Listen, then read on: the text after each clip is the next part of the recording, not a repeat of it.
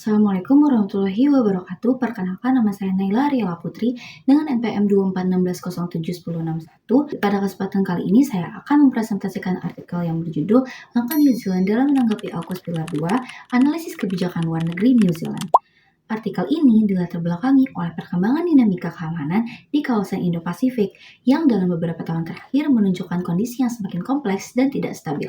Hal ini terutama dipicu oleh meningkatnya rivalitas antara Amerika Serikat dan Tiongkok yang kemudian mendorong terbentuknya berbagai inisiatif keamanan baru. Salah satunya adalah AUKUS. AUKUS sendiri merupakan mitra keamanan trilateral antara Australia, United Kingdom, dan United States yang diumumkan pada September 2021 dengan tujuan untuk menciptakan kawasan Indo-Pasifik yang bebas, terbuka, stabil, dan aman. Namun dalam praktiknya, AUKUS tidak hanya berkaitan dengan kerjasama keamanan biasa, melainkan juga mencakup pengembangan teknologi militer canggih, termasuk kapal selam bertenaga nuklir dalam Pilar 1.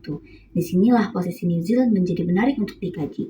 Sebagai negara yang berada di kawasan Indo-Pasifik, New Zealand tidak dapat mengabaikan dinamika keamanan tersebut. Pemerintah New Zealand sendiri bahkan mengakui adanya penurunan kondisi keamanan regional yang ditandai dengan tingkatnya ketegangan geopolitik.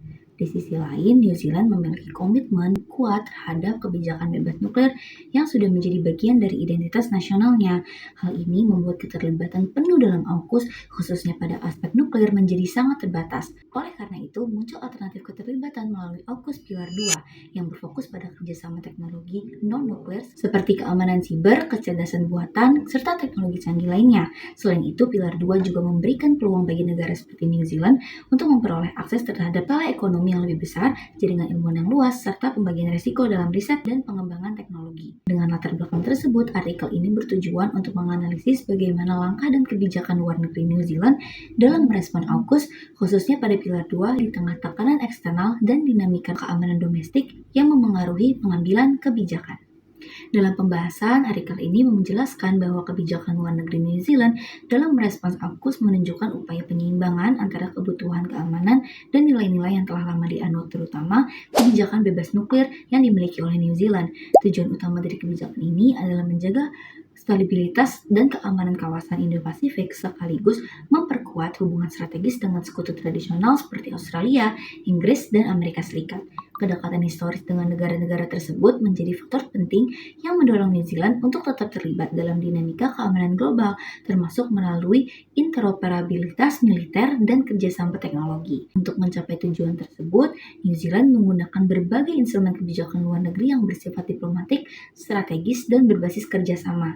Salah satu instrumen utama adalah diplomasi bilateral dan multilateral yang terjamin dari intensitas komunikasi antara pejabat New Zealand dengan negara-negara anggota AUKUS. Hal ini dapat dilihat dalam dokumen resmi Ministry of Foreign Affairs and Trade atau MFAT tahun 2024 yang berisi berbagai briefings dan komunikasi tingkat tinggi, termasuk percakapan antara Menteri Luar Negeri dan Kepala Pemerintahan. Selain itu, New Zealand juga memanfaatkan instrumen kerjasama, teknologi, dan pertahanan non-nuklir khususnya dalam kerangka AUKUS Pilar 2. Pemerintah secara terbuka menyatakan bahwa mereka open to nuclear cooperation under Pillar 2 yang mencakup bidang keamanan siber dan teknologi militer canggih. Pendekatan ini memungkinkan New Zealand untuk tetap berkontribusi dalam penguatan kapasitas keamanan tanpa melanggar prinsip kebijakan bebas nuklir. Instrumen yang tidak kalah penting adalah strategi komunikasi publik dan framing kebijakan. Pemerintah secara aktif membangun narasi bahwa AUKUS merupakan inisiatif untuk mendukung stabilitas kawasan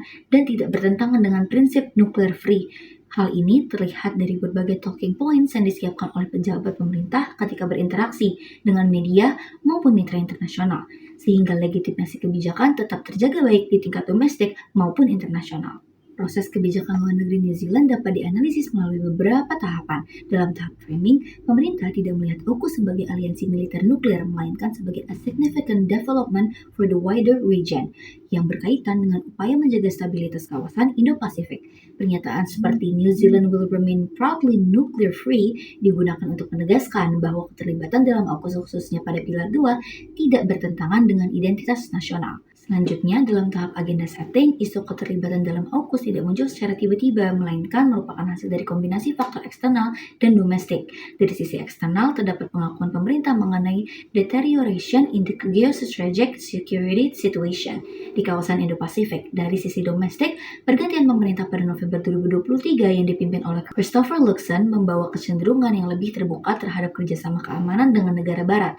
Selain itu, hubungan historis melalui aliansi ANZAC juga mendorong munculnya pandangan bahwa keterlibatan dalam AUKUS merupakan langkah yang logis. Dalam tahap options, terdapat 3 pilihan kebijakan yang dipertimbangkan oleh New Zealand. Pertama, bergabung secara penuh dalam AUKUS yang dinilai tidak realistis karena bertentangan dengan kebijakan bebas nuklir.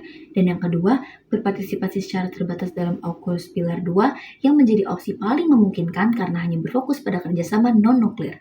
Dan yang ketiga, tidak terlibat sama sekali yang beresiko melemahkan posisi strategis New Zealand dalam dinamika keamanan kawasan serta hubungan dengan sekutu utama. Hingga saat ini, New Zealand belum mengambil keputusan untuk bergabung secara penuh, namun menunjukkan sikap terbuka terhadap keterlibatan terbatas. Oleh karena itu, kebijakan ini dapat dikategorikan sebagai strategi middle ground, yaitu tidak sepenuhnya menerima maupun menolak AUKUS. Dalam tahap implementasi, New Zealand telah melakukan berbagai langkah konkret seperti intensifikasi diplomasi dengan negara anggota AUKUS, pelaksanaan Defense Policy Review, serta eksplorasi kerjasama di bidang keamanan cyber dan interoperabilitas militer. Selain itu, pemerintah juga menyampaikan posisi resminya kepada publik untuk menjaga transparansi dan mengelola persepsi kebijakan. Di sisi teoritis, kebijakan ini dapat dijelaskan melalui pendekatan rasional, di mana negara berupaya menyesuaikan diri dengan perubahan lingkungan yang strategis. Selain itu, faktor identitas nuclear free yang memainkan peran penting dalam membatasi ruang gerak kebijakan. Kebijakan ini juga menunjukkan adanya pergeseran dari strategi hedging, di mana sebelumnya New Zealand berusaha menyeimbangkan hubungan antara Tiongkok dan negara barat. Namun kini semakin sulit dilakukan akibat meningkatnya rivalitas global. Dalam evaluasi, kebijakan ini memiliki dampak positif dan juga negatif. Dampak positifnya adalah New Zealand tetap relevan dalam keamanan regional, memperkuat hubungan dengan sekutu, serta memperoleh akses terhadap teknologi pertahanan. Namun di sisi lain, terdapat risiko berkurangnya identitas kebijakan luar negeri yang independen, serta potensi memburuknya hubungan dengan Tiongkok, yang merupakan mitra dagang penting dengan nilai perdagangan mencapai sekitar 35 miliar dolar New Zealand. Bahkan terdapat peringatan dari pihak Tiongkok terkait kemungkinan keterlibatan New Zealand dalam AUKUS. Kesimpulannya, New Zealand menghadapi dilema strategis antara kebutuhan untuk menjaga keamanan kawasan Indo-Pasifik dan mempertahankan identitas nasionalnya sebagai negara bebas nuklir. Untuk mengatasi dilema tersebut, New Zealand mengambil posisi middle ground, yaitu terbuka terhadap keterlibatan dalam AUKUS Pilar 2 yang berfokus pada teknologi non-nuklir, namun tetap menolak keterlibatan penuh khususnya pada aspek nuklir dalam Pilar 1. Pendekatan ini memungkinkan New Zealand untuk tetap berkontribusi dalam keamanan kawasan tanpa mengorbankan prinsip dasar yang telah lama dianut. Namun demikian, kebijakan ini tetap memiliki resiko terutama terkait hubungan dengan Tiongkok dan potensi keterlibatan dalam rivalitas kekuatan besar. Oleh karena itu, terdapat beberapa rekomendasi kebijakan yang dapat dilakukan oleh New Zealand. Pertama, mempertahankan pendekatan keterlibatan terbatas dalam AUKUS dengan tetap berpegang pada prinsip bebas nuklir. Kedua, mengurangi ketergantungan pada satu mitra dengan memperluas kerjasama ekonomi dan strategis dengan negara lain, khususnya di kawasan Indo-Pasifik. Ketiga, meningkatkan peran dalam kerjasama multilateral yang lebih inklusif sehingga New Zealand tetap dapat menjaga identitas kebijakan luar negeri yang independen dan berbasis nilai. Dengan demikian, langkah New Zealand dalam respons AUKUS menunjukkan upaya adaptif dalam menghadapi perubahan geopolitik global, sekaligus mempertahankan identitas nasional yang menjadi fondasi utama kebijakan luar negerinya. Sekian presentasi dari saya, terima kasih. Wassalamualaikum warahmatullahi wabarakatuh.